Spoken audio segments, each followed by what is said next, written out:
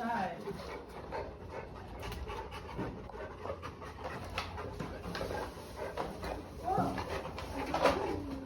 What it do? It's your boy Mel from Co-op Kennels. And this video is entitled, You Can't Tell a Grown Man Shit. And I mean this in a good way. Let me try to get this video propped up. Sorry, y'all. But what I mean by that is you can't tell a grown man nothing. So what am I referring to when I say that? What I'm referring to is I'm Co-op Kennel. This is Mel from Co-op Kennels. And I have a few breed of dog here. I got a Rottweiler. I got American Bullies. We got Pockets and XLs and Standards. And we also have Cane Corsos. So basically we have like basically all breeds of dogs. And with that being said is, throughout the years, my friends always say, man, why do you have that dog? Why do you got that dog? And sometimes I'm dead wrong for the dogs I buy. And I listen to my friends and I listen to the people that support me. And I still have the urges to have dogs like this, a Rottweiler.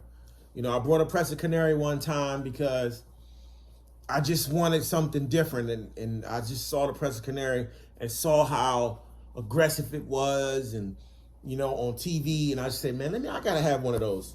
But plus, I had seen one when I was really younger in my neighborhood, Northgate.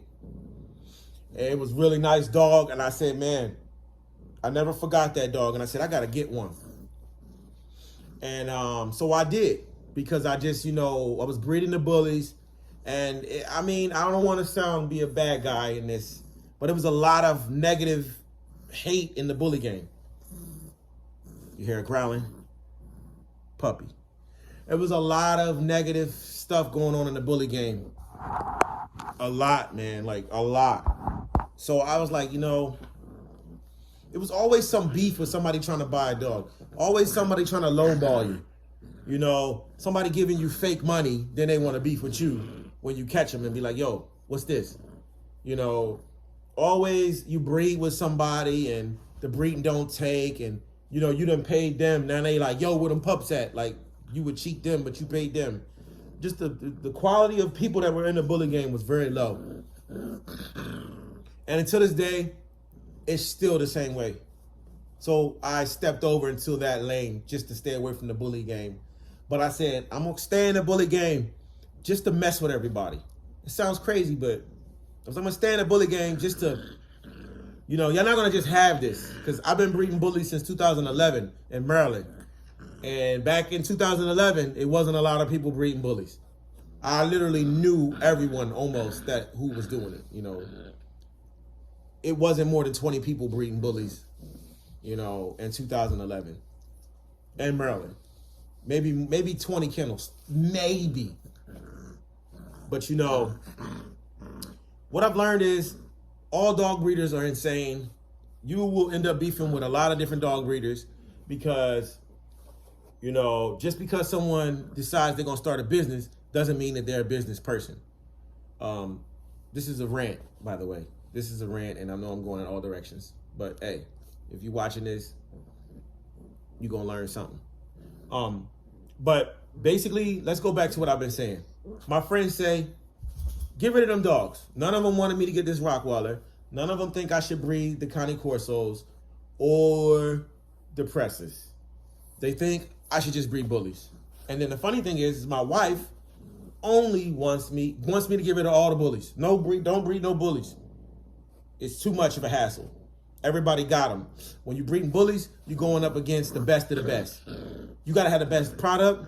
You got to have the best pictures quality. You got to be the most popular. You have to be like the best of the best of the best in order to sell a bully. So if you think you're just going to get in the game and sell some bullies, it's a lot of people you're going to have to contend with. So that money you think you're going to get, you ain't going to get.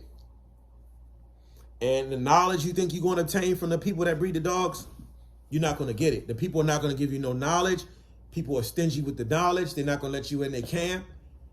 You know, most bully breeders, all they want to do is sell you a dog, get your money, and send you on your way. But, you know, over here at Co-op Kennels, if you buy a dog from us, you're family. And that means that we will promote you. We will shout you out. We will share you with our community. A lot of bully breeders will not put your Instagram on their page. They will not, you know, show people where your dog is. So, you know, they're just closed in, boxed in. They only think, I got your money. Don't ever talk to, you know, I got your money. Holler at me when you want another $4,000 or $5,000 dog. Here at Co-op Kennel, me and my affiliates, you're more than welcome to be a part of our breeding programs that we have here. I know I'm going off track again, but hey, this is a rant. Of course, it's always a rant, and you can't tell a grown man shit. So all my friends have been telling me, breed this, don't breed this, don't breed that, don't breed that, and I've been telling them, hey, I'm telling you, I know something that y'all don't know. I know something that y'all don't know. So, with that being said, we're gonna breed bullies, the best bullies in Maryland, and it's really you hear this puppy, right? The puppy wants to go. We're gonna breed the best bullies in Maryland. And it's really not going to be nobody that can really mess with us, me and my constituents, because we're working together, but separately. So I can do what I want, he can do what he wants, and we can all sit back and watch how it turns out and work together. If you do something no one approves of, then nobody will work with you.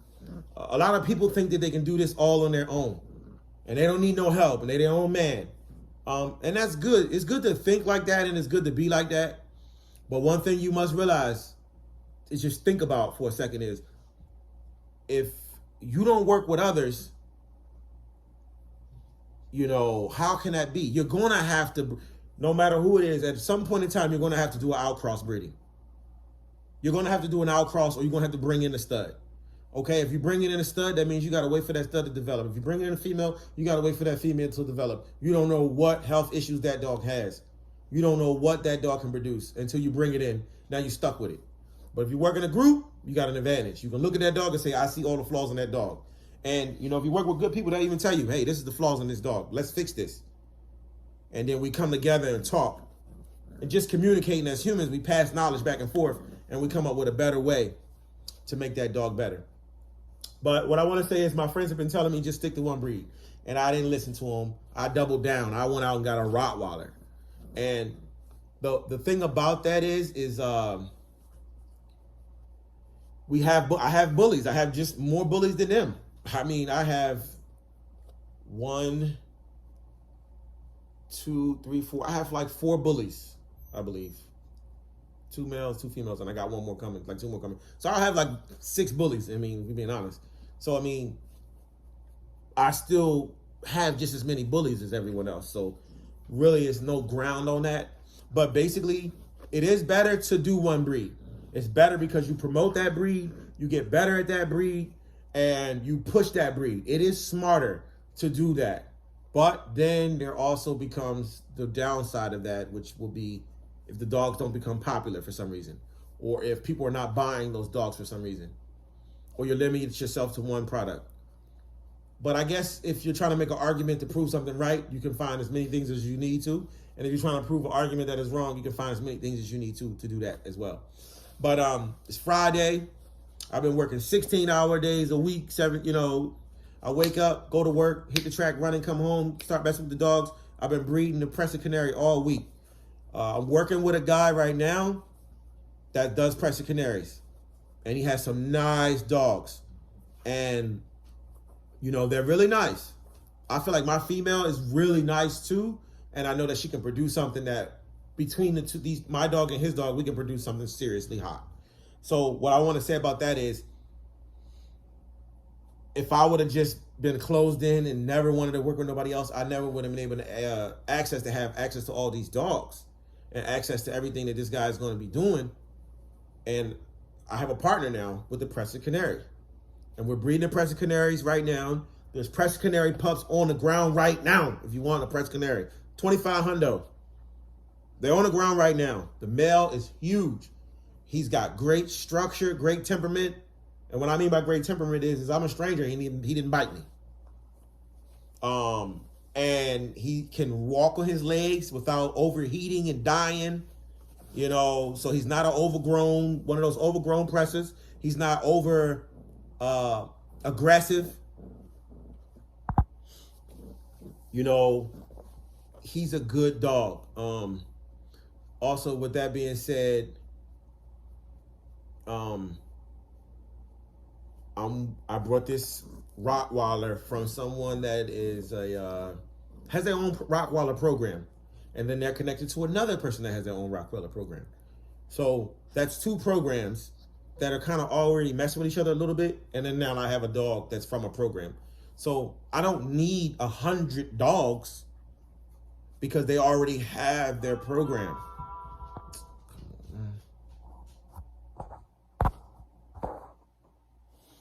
Yeah, sorry guys, I'm back. I know this is probably a bad angle, a bad video, but all my true followers, all my true people that want information, y'all gonna rock with me. But so back to what I was saying. My friends don't want me to be having all these different dogs. They just want me to have one dog, which is bullies. How ironic, and they got bullies. But they do show interest in the breeds that I have. So it's good to have, you know, friends that support you. So even though I do things that are not the greatest, they still support me, and I'm going to lean on them to help me when I need help. And I'm going to make it beneficial to all of us. In short, I have a Rottweiler program that I'm a part of. Not necessarily saying I'm a part of, because I kind of brought the dog from these people and told them I would work with them. But, you know, when you first meet someone, it's up to them to decide if they want to work with you or not. And they didn't say, hey, we want to work with you. Stop it. Stop. She's tired. They didn't say they want to work with me. It was me who said I wanted to work with them. So they're probably looking at me like, who's this guy? What is he about? But I won over the Presa Canary people. And it's funny today. Fuck it, I'll tell you a story. Last night we were breeding the Presa Canary, and he has a female Presa Canary, and I was looking over her cage, and then normally she barks a lot, and I looked over in the cage and was like, hold on, I see a puppy in there. But I thought I was tripping, but someone was like, nah, you're not tripping, you saw what you saw. So I said, hey man, it's a puppy in there. So while we're doing the AI, some Presa Canaries were born. And so we ended up, a litter ended up being born. So while he has one litter on the ground, I got another litter coming to back that litter up. And I told him, hey, listen, if you want to piggyback off my litter, you know, hopefully you sell all your puppies and you got extra cells. And guess what? Help me out. You know, maybe they will, maybe they won't. But at the same time, he said, I'm going to go out and get another Presa Canary, a male. So obviously the male he's going to get is going to be phenomenal, because the one he has already is ridiculous. So if he's going to get another one, it's got to be better than what he has. And pretty much the female I have is vicious. It's very gorgeous, very thick-built. Cherokee is a viciously nice-looking Presa Canary. So when you put her with that male and we take the best pick, I mean, we're already up at A+1 status. Then if he goes out and buy A+1 status male, and then he said 2 more females. So he's going to buy 3 A+ status females, and he's going to end up having like a couple of A+ males, and then I'm going to come through with 2 A+ female, a B or C female, and then I'm going to have an A+ female, because I'm going to piggyback off of him.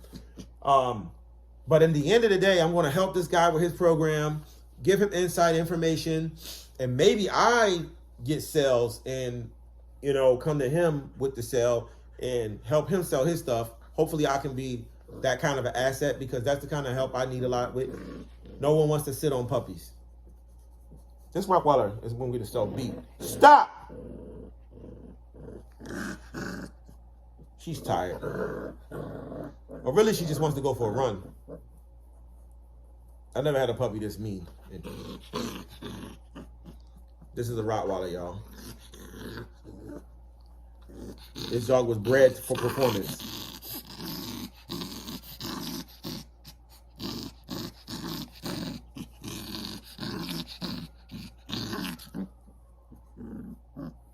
But my Presa Canary is so loyal, she will not bite me.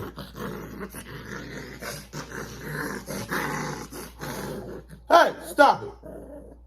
I don't know how to raise Rottweilers.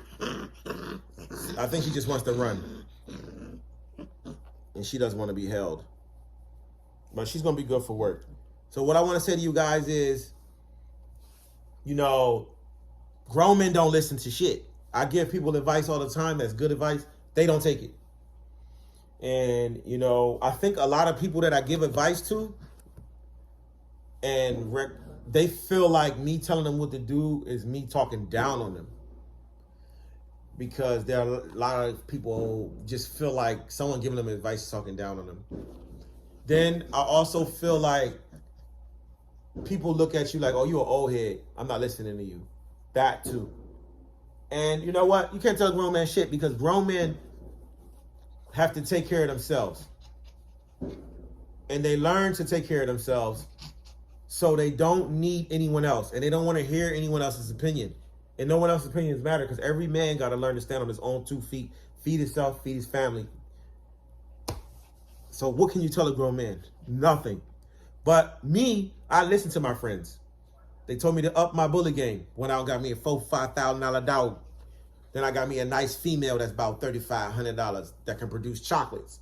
So the female I got, Glorilla, can produce chocolates. She's got some amazingly stupid pedigree built dogs. So whoever gets a dog off that is going to be like, they're going to get something incredible. So I have dogs that can produce better than what the parents are because the genetics that I have behind most of my dogs is superior than what you'll see. But with that being said,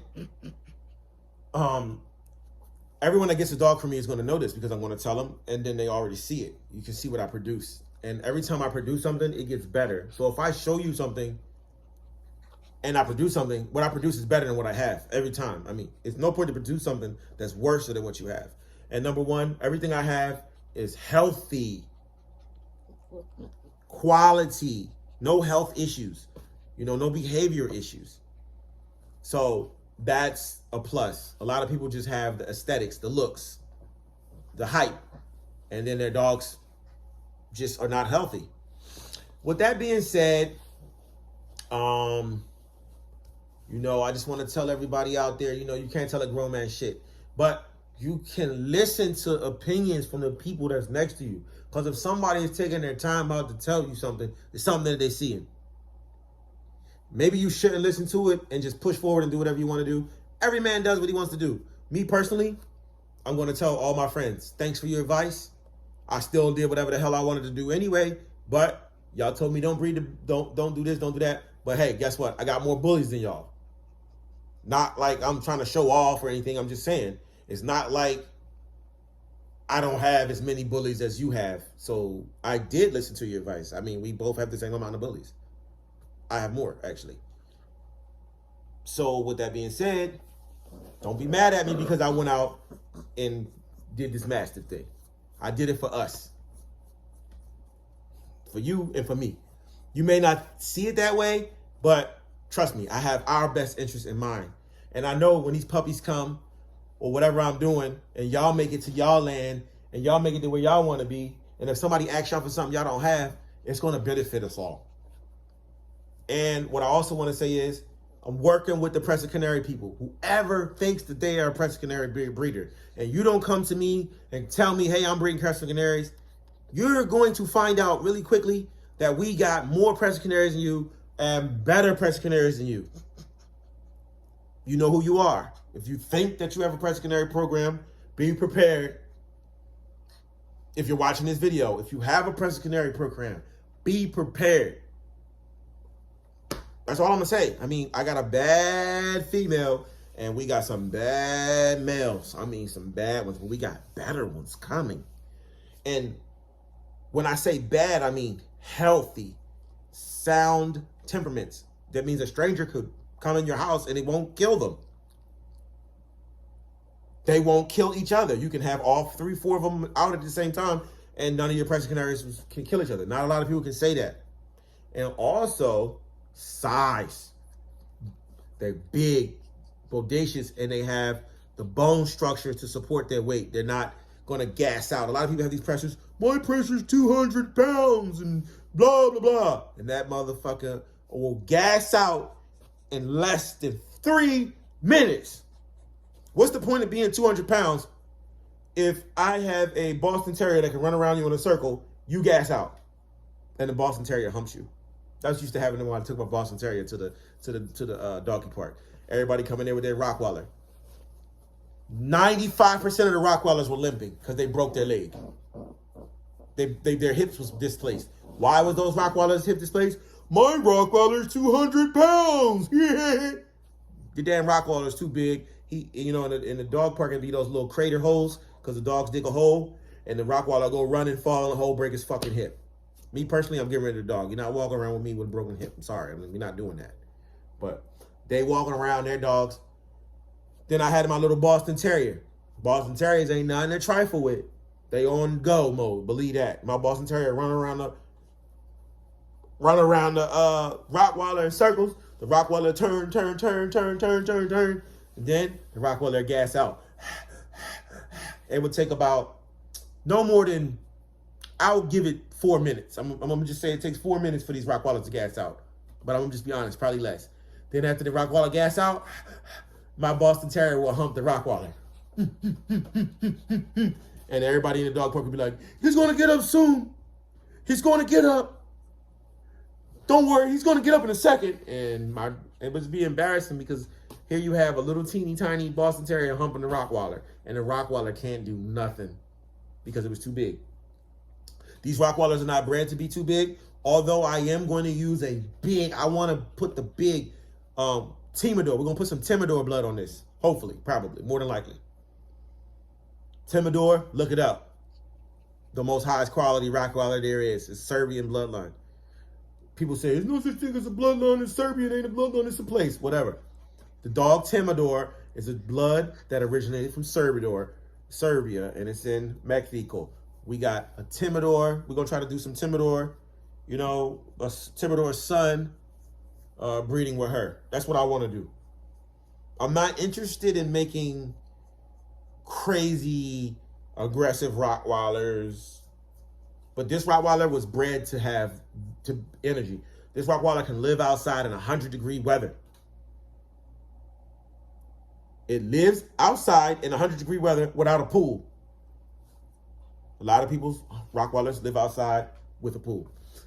So yeah, we're gonna be working with people with the Rottweilers. If you have Timador blood, or if you have some other blood of a really large dog and you want to work, contact me. It's gonna be 2 years before I breed this dog, so contact me. We already have our own Cane Corso program going on. The bloodline of my Cane Corso is Scandifio. So if you have Scandifio blood, that's who I want to work with.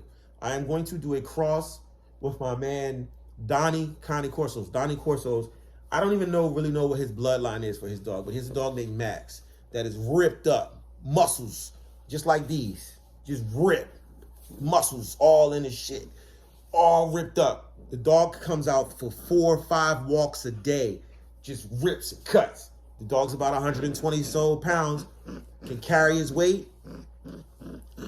He's not overly aggressive, but he's not playing really. So, but he's not through the roof, but he's pretty, But my Cane Corso is really calm, really relaxed. But I trained her to be that way. And this guy, he got him at an older age. So maybe that can contribute to why he acts like that, but he's built really nice. That's the number one key factor to my breedings.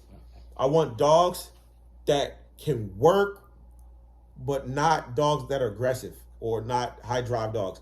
So what I mean by that is the Presa Canary the Cane Corso that I'm going to breed with can work, he can run, he has muscles, and he has no health or hip issues. You know, he's got a nice size on him. Nice. You know, I do not want to breed dogs that are 200-300 pounds that can't run. I don't want to sell someone a dog that's going to end up in the doggy hospital. That's going to run your vet bill up. Like, I think it's Terrell from TBKC was saying, you got to educate the public. You know, or it's QBN as well. You got to educate the public. You got to tell these people what they want, what they don't want to hear, and tell them why they need to buy a dog like this. Like my Rottweiler female, she's probably going to hit a 110 tops, maybe 115, but 110 tops. Her dad was 165 pounds, and she's a little hot, I think. She's a little aggressive, but maybe it's because she's just tired. Hey, stop! Stop! I don't know if you can dominate a Rottweiler or what, but we're going to see what we can do with this girl. We're going to try to chick her with chicken.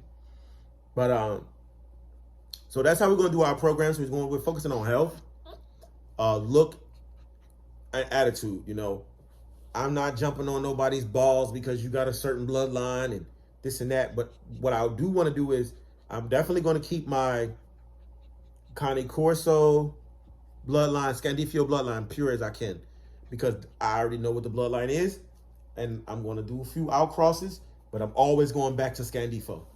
Always. With the Rottweiler, we're going to probably go in a Serbian direction with the Serbian blood. I want the big dogs, but what I want to do is breed medium dogs to big dogs. I don't want to take a dog that is, let's say, 150-pound female Rottweiler and breed it to a 150-pound female Rottweiler male. I want to take, like her father's 165. I want to take the 165 Rottweiler and breed it to a regular 100 to 120 pound, no more than 120 pound female. You know, that way I have a good range and a good thing. I don't want to produce dogs that are going to be breaking hips. You make a dog too big, it's going to break hips. It's going to break ligaments. You know, it's going to be lazy. It's not going to be able to work. It's not going to be able to walk. But that's totally off track, but it's like 2 videos in one. You can't tell a grown man shit. They told me don't do this, but I'm going to do it because they say you should have your own program. That's kind of how it ties in. I don't need to have my own program with the Rottweiler because the Rottweiler is already a pure breed dog. I don't have to reinvent the wheel. I don't have to reinvent the Rottweiler. All I need to do is find some quality people to work with and push in a direction. I can go back to where I got the dog from, or I can start and go in a direction with someone else, but always bring it back. I want to breed Serbian, you know, the Serbian bloodline. Dogs, but I want to breed dogs that are not, you know, regular size female, big male. Not over through the roof aggressive dogs. I don't want to breed those. And when it comes to the Presa Canary, we're starting our own thing with that. I mean, I got tall oaks and a bunch of champions in my bloodline. So that's going to be just all me and whoever I'm working with. We're just going to breed healthy, good-looking dogs to other healthy, good-looking dogs. Not a dog that's my dog's 270 pounds, and he can't run. If the dog can't even run or jump, we're not breeding him. So with that being said, you know, grown men don't take advice. Grown men take direction.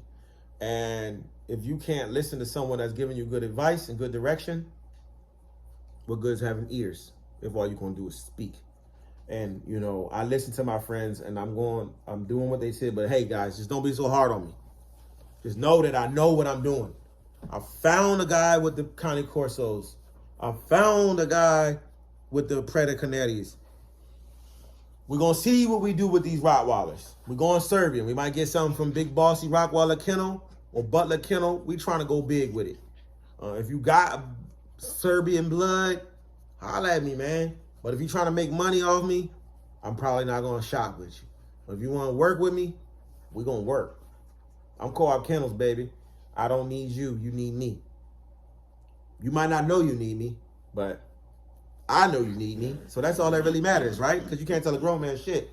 If I'm telling you that you need me and you telling me I need you, who's right? Me. Because you can't tell me shit because I'm a grown-ass man.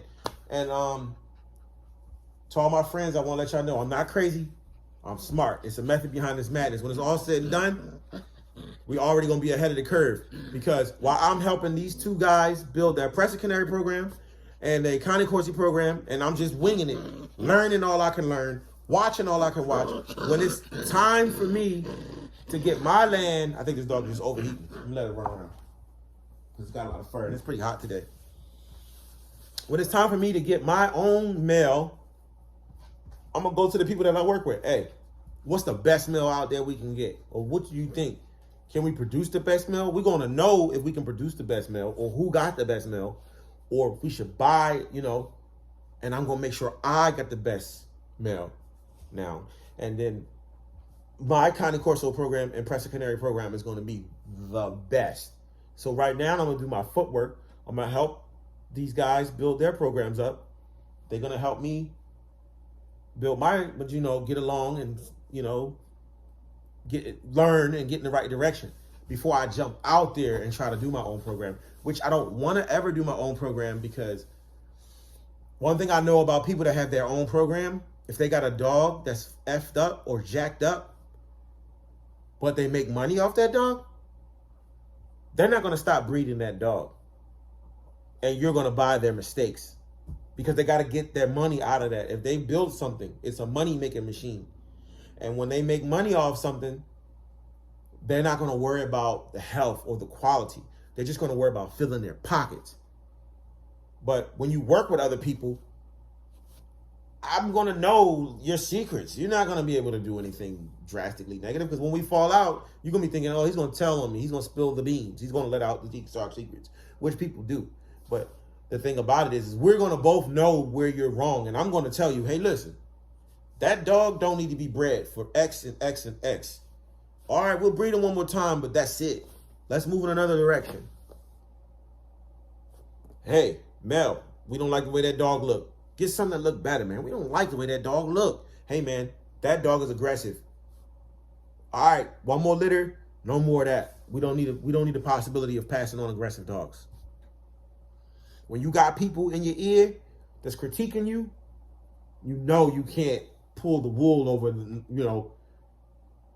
if I make a dinner and the dinner sucks, everybody gonna say, yo, you put too much salt in this. This should suck. It's undercooked.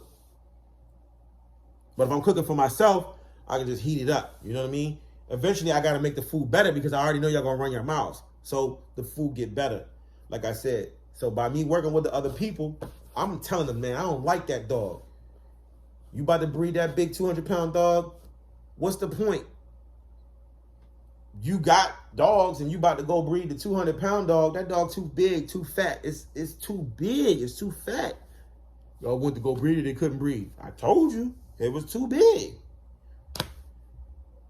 Everything looks good, everything sounds good until you get down and until they get down. But if y'all watch this whole video, man, I appreciate it. Like, share, subscribe.